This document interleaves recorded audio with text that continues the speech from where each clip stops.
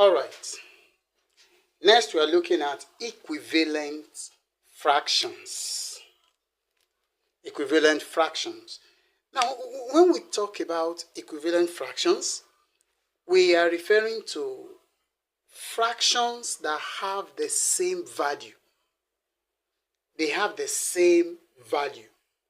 Those are the fractions referred to as equivalent fractions. Now, to get an equivalent fraction, what you do is, take for instance, if I have 3 over 5, and I want to find the equivalent values, fractions rather, for this 3 over 5. Okay, let me put it this way. Say, let's assume my question is saying, write out 5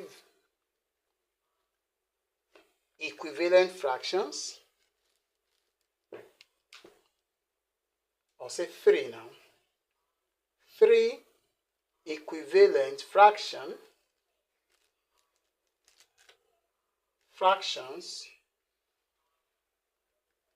for 3 over 5.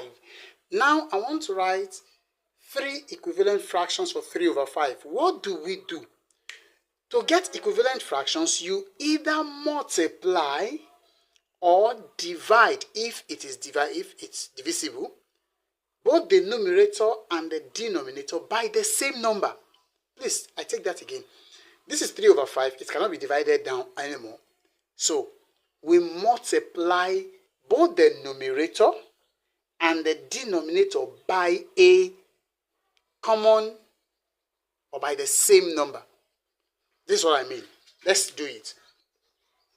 The first one now. First one, I have 3 over 5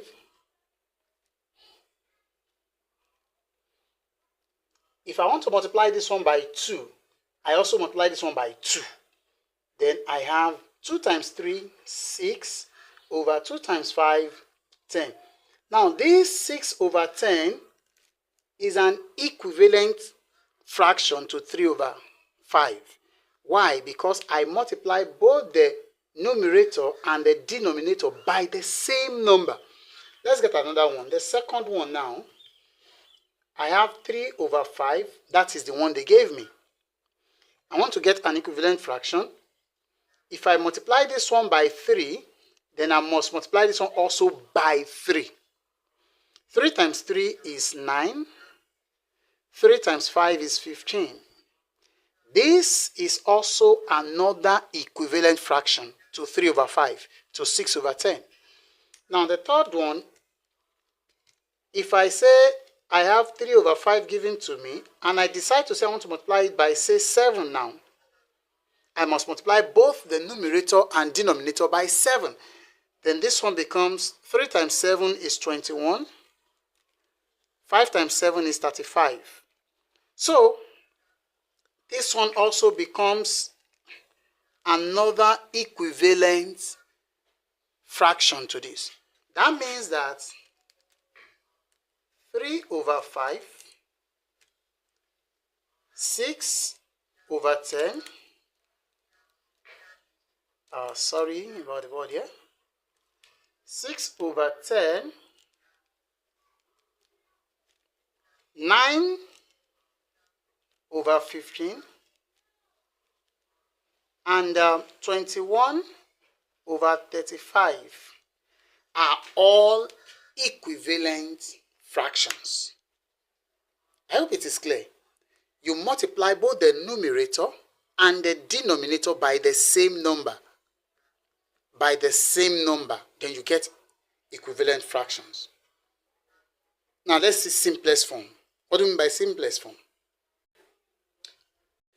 Alright, talking about simplest form.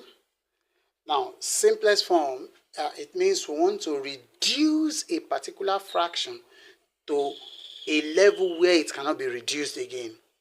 The digits that are there cannot be reduced again. Okay, so what do? You divide both the numerator and the denominator by the same number. Basically, we say by the HCF though, but just by the same number. Now take for instance, if I have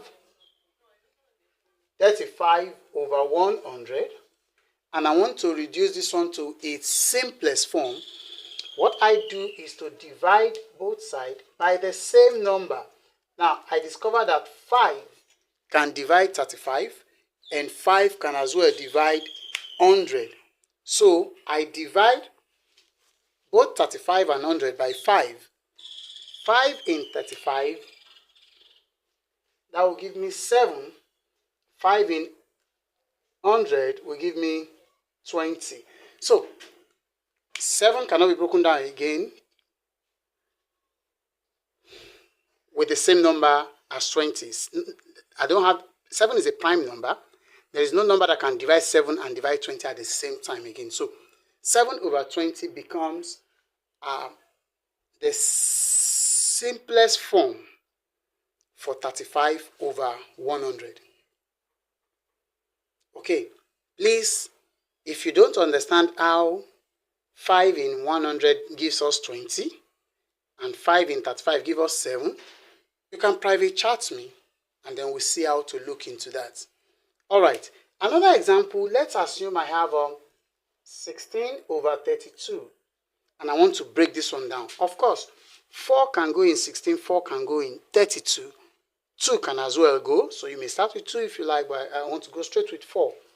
If I divide this one by 4, I've divided this one also with 4, or by 4. 4 in 16, that will be 4. 4 in 32, that will be 8. Because 4 times 8 is 32. Now, 4 over 8. Yes, 4 can still divide it. 4 can still divide 4. 4 can still divide 8. So I go to divide this one by 4. Divide this one by 4. And 4 in 4 is 1. 4 in 8 is 2. So 1 over 2 becomes the simplest form of 16 over 32. Becomes the simplest form. Okay, if I have something like 12 over 50, now just to show you that I may not necessarily write it this way. Okay, but that's what I'm doing. I'm doing the same thing. Now, what can go in both? 2 can go. So, if I say, how many 2 will I get in 12? That will be 6 over 2 in 50. 2 in 5 is 2. Remaining 1, you put the 1 here. And then 2 in 10, it gives you 5. So we say 2 in 50 is 25. So 6 and 25, what number can still divide both of them? There is no number that can divide 2 of them together again. 2 can divide this, 2 cannot go here. 3 can divide 6, 3 cannot go here. 5 can go here, 5 cannot go here. So no number can go in 2 of them at the same time.